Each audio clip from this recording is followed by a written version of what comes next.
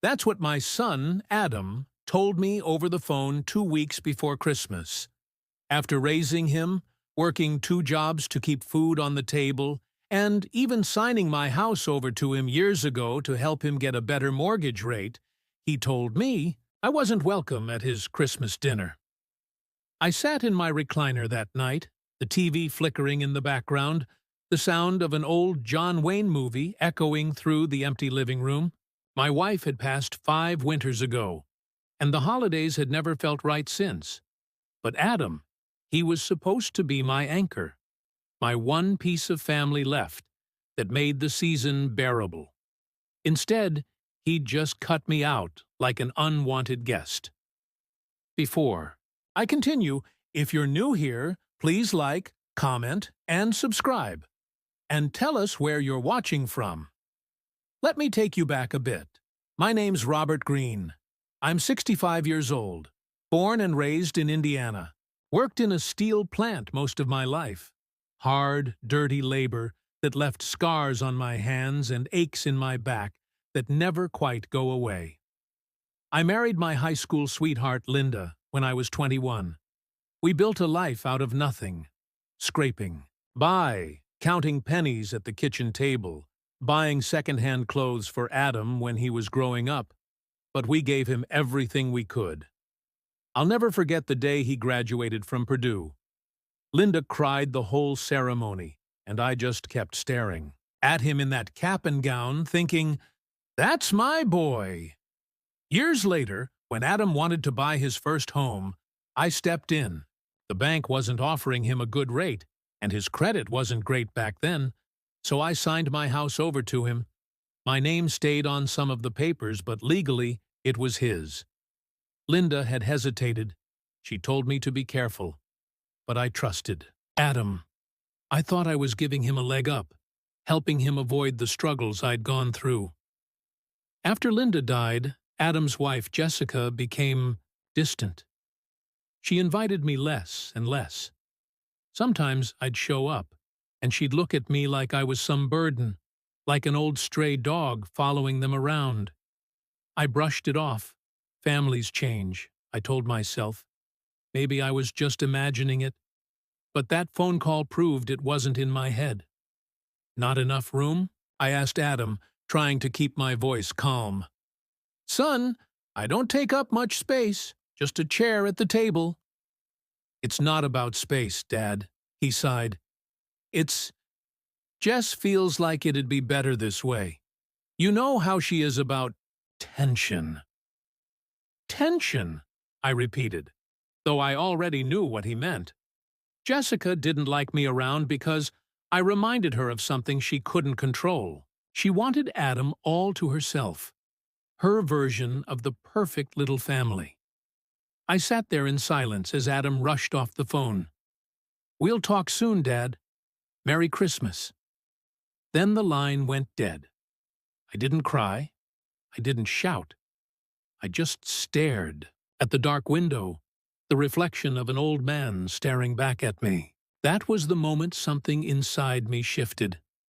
I remembered the papers, the house deed, the signatures.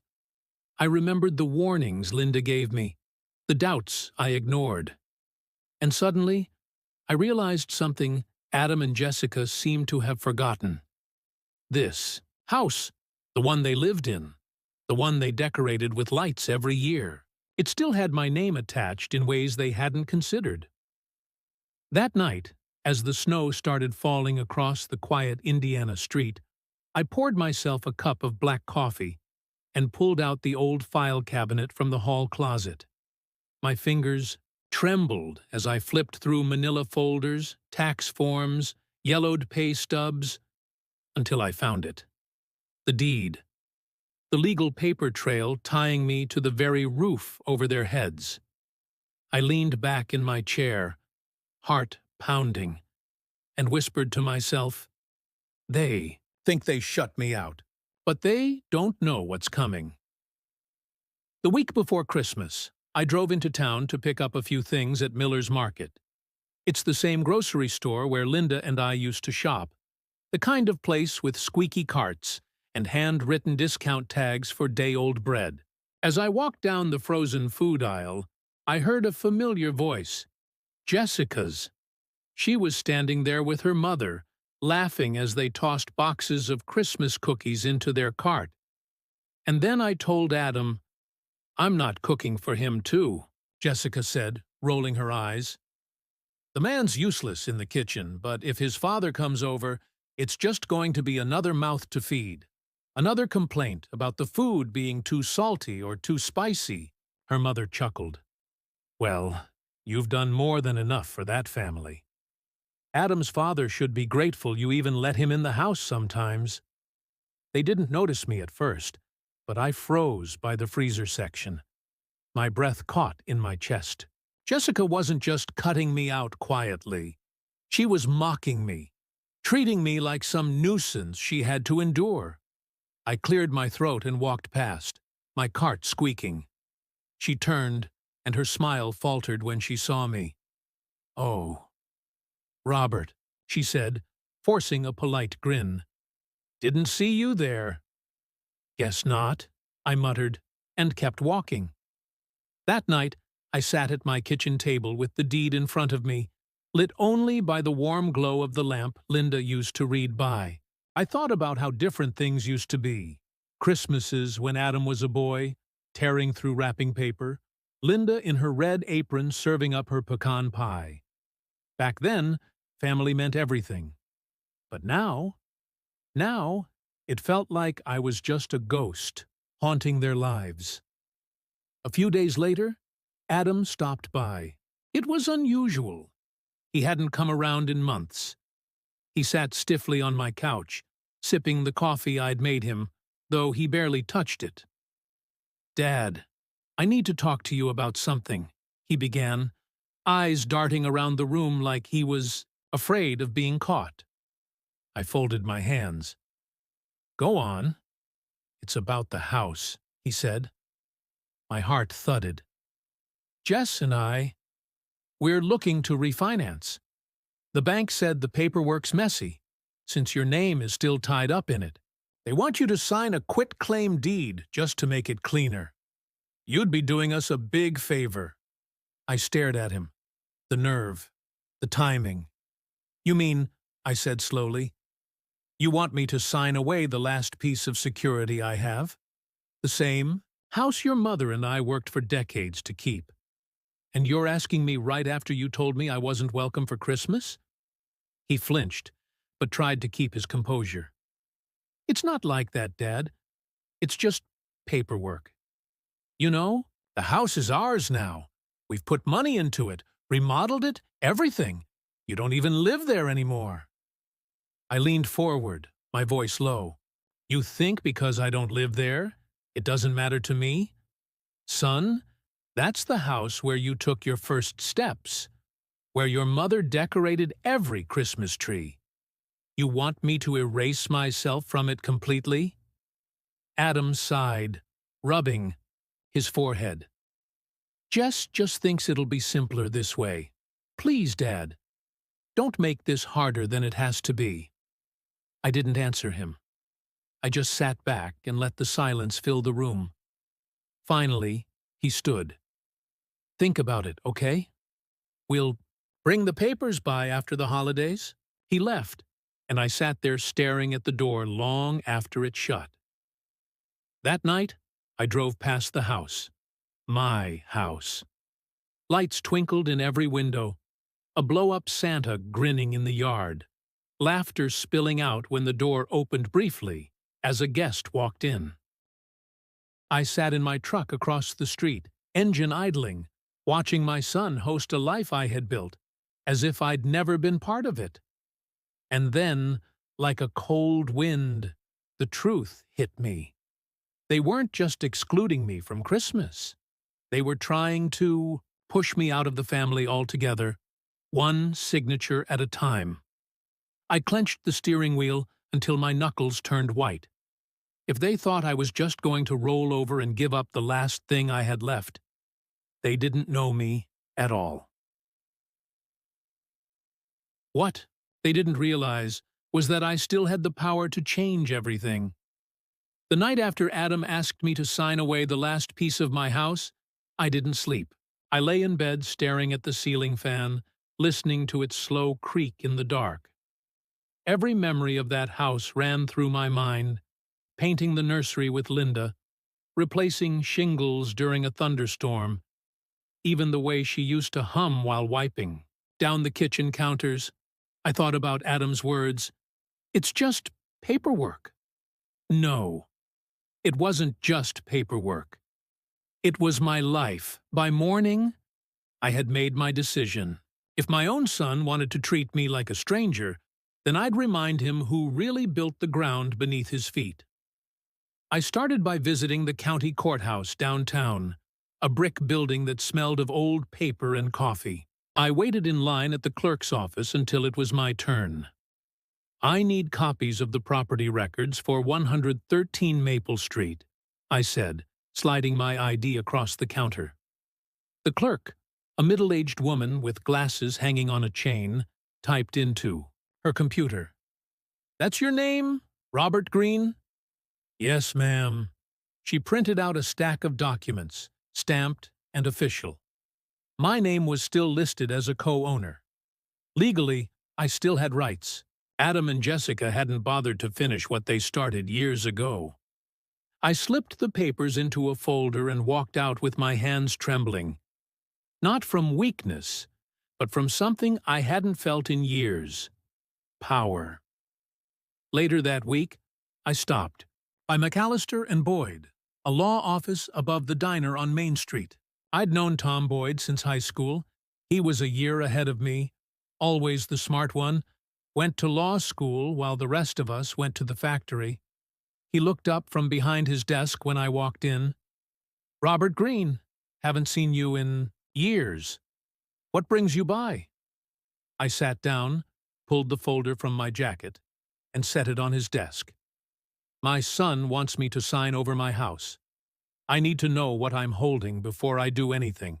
Tom skimmed through the papers, adjusting his glasses. After a few minutes, he leaned back. "Robert, you still hold joint ownership. That means they can't refinance, sell, or do much of anything without your signature. You've got leverage."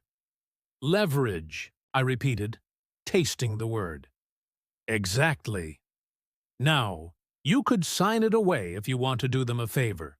But if you don't, you've got the law on your side. Depends on what you want." I sat quietly for a long moment, then looked him in the eye. "Tom, for the first time in my life, I don't want to be the nice guy. They've treated me like garbage, and now they're trying to erase me. I'm done being erased." Tom nodded slowly. "Then don't sign. And if they push, you've got every right to push back. In fact, if they're living there rent-free, you could technically demand compensation." "Rent," I said under my breath. The idea made me chuckle. Adam would lose his mind if he ever had to pay me to live in that house. I left the office with a plan forming in my mind. It wasn't about money, though.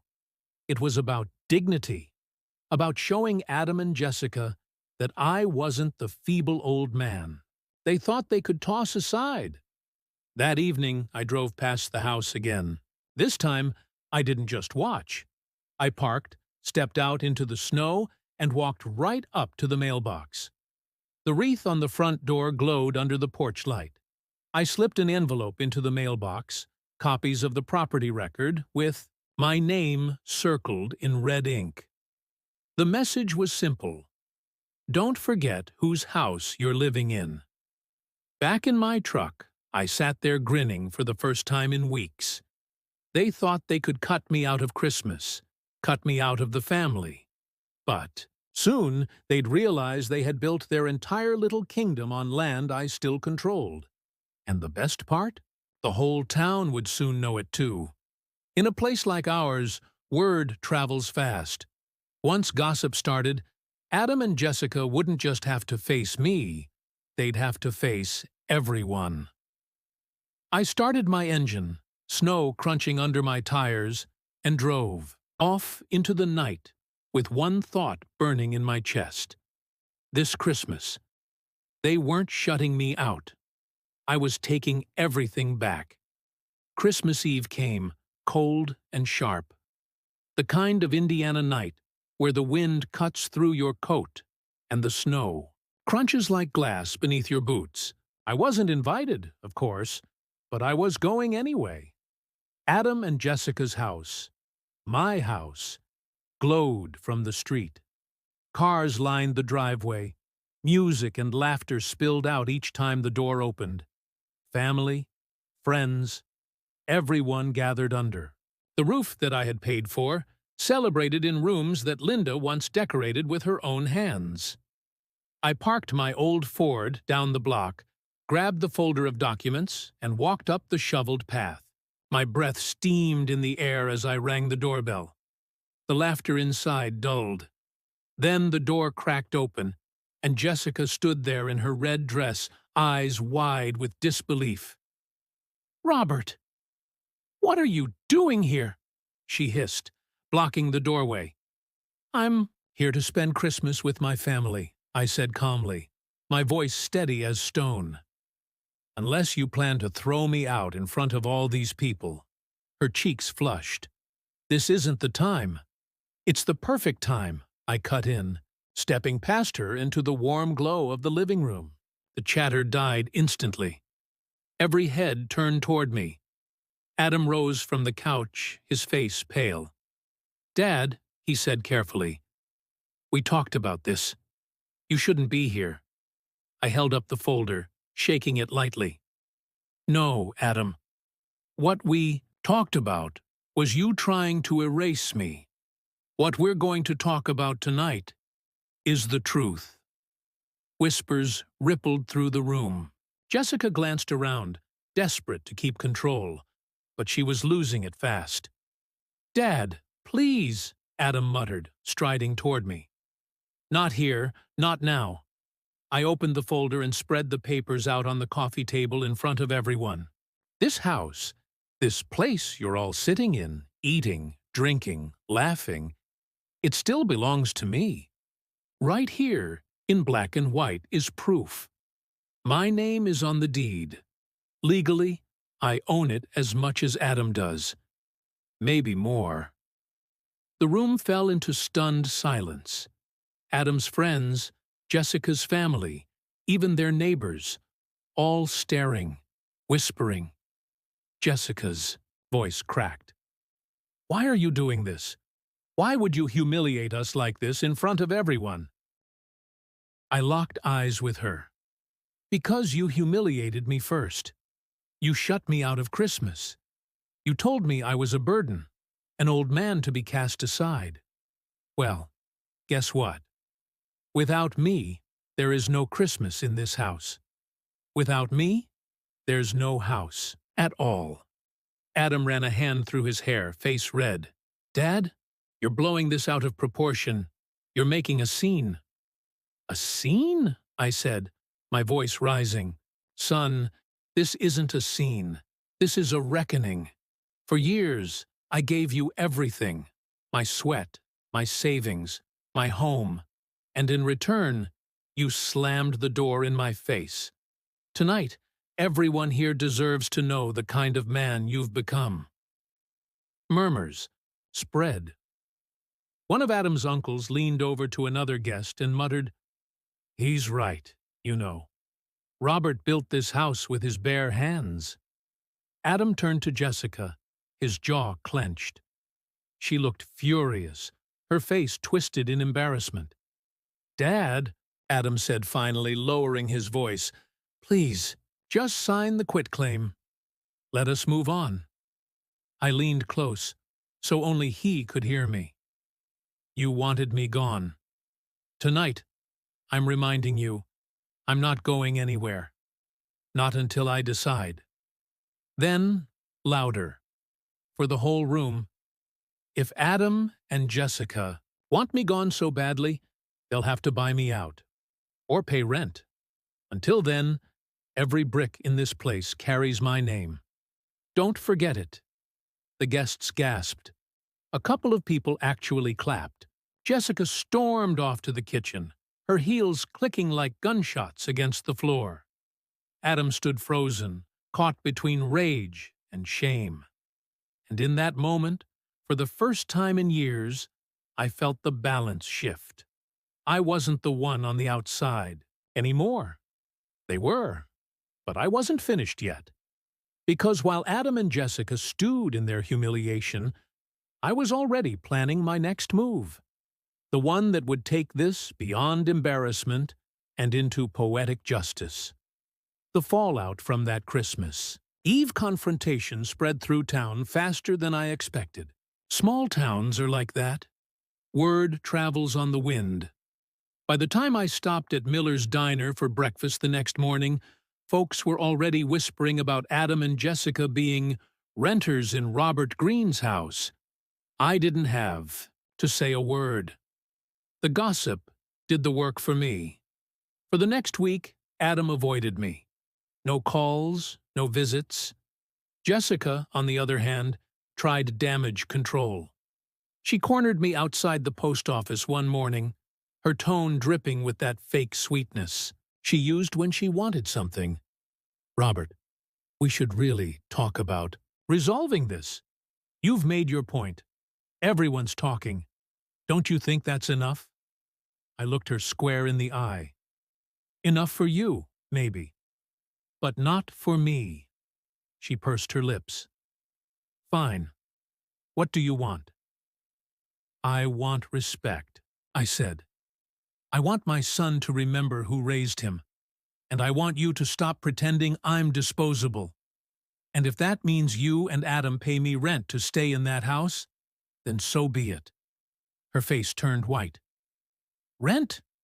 Are you insane?" "No," I said evenly. "I'm a landlord." That night, Adam finally called. His voice was tired, beaten down. "Dad, Jess is furious. The whole family thinks I'm some kind of thief. I can't even look people in the eye at work." "Maybe now you know how it feels to be humiliated," I said quietly. "All I ever wanted was a seat at the table. Instead, you shoved me out the door." There was silence. Then, for the first time in years, I heard his voice crack. "I'm sorry, Dad. It wasn't enough. Not yet. But it was a start." A week later, we sat in Tom Boyd's office again.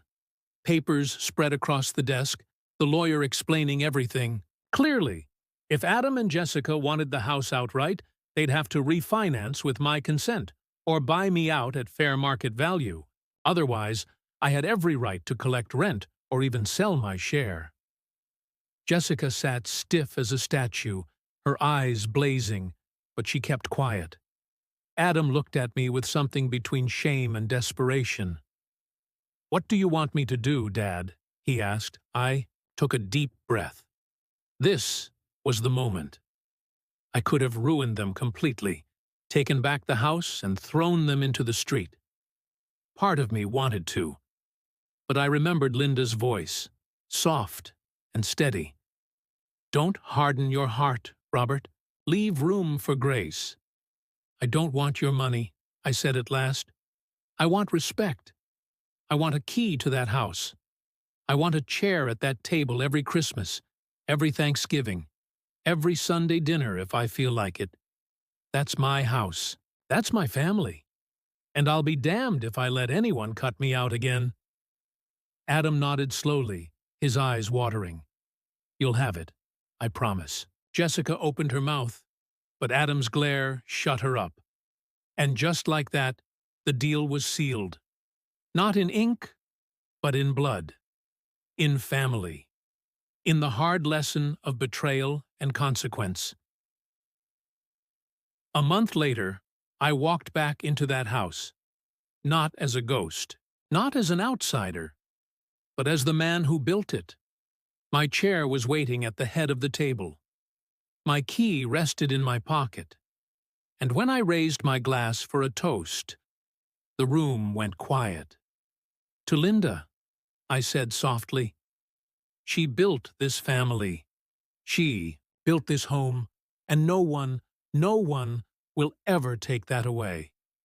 They all drank, even Jessica, though her smile was forced. For me, it wasn't about revenge anymore. It was about balance, about reminding them and myself that dignity isn't something you give away. It's something you fight for, even when it costs you. And so justice was served, not with fire, not with fury, but with quiet resolve. I had been cast out, humiliated, forgotten. But in the end, I reclaimed what was mine, not just the house, but my place in it. And to those listening, tell us your thoughts in the comments, and don't forget to like, share, and subscribe for more stories.